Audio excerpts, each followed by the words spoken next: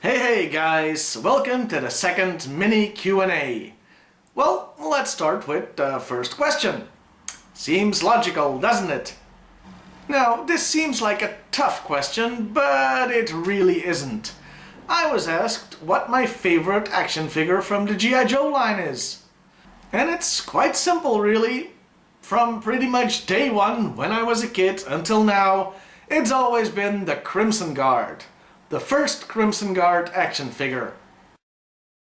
Now, I don't want to turn this into a review, so I'll be very brief. It's got a great regal look. And it really does embody what you think an elite Cobra agent would look like. If he was in dress uniform anyway. For the second question, I've been asked if I will review G.I. Joe Extreme. Now, they didn't specify if they meant the action figures or the cartoon. Well, as far as the action figures go, I don't have any of them. And please, dear God, no, don't send me any. What I've been told and what I've seen online, they basically look like Rob Liefeld's wet dream. I have no real desire to have those things in my life.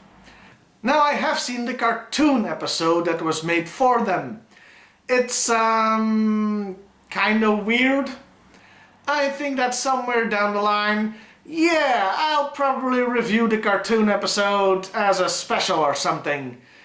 There's no timetable for it though, so you'll see it when you see it. Another question I've gotten is, what did you think of Renegades?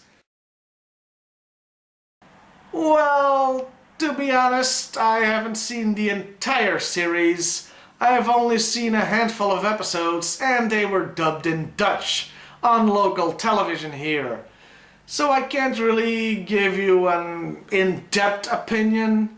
I will say I liked the premise and I thought it had potential. Though, if I'm being completely honest, I liked it better when it was done the first time in the 80s in live action, when it was called the A-Team. Yeah, never accuse Hasbro of being original.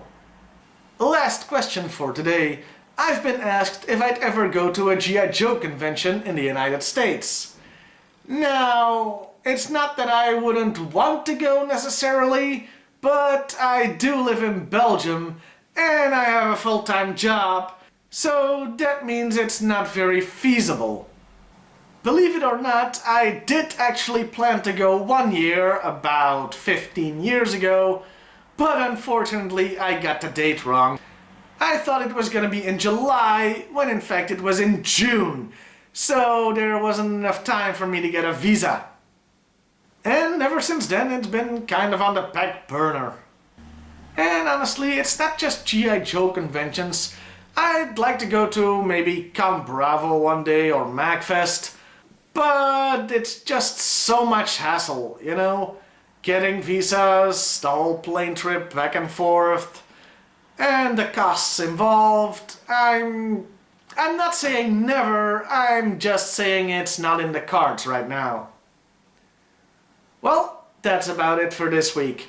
Thank you all for watching, and we'll see you next week with a new review.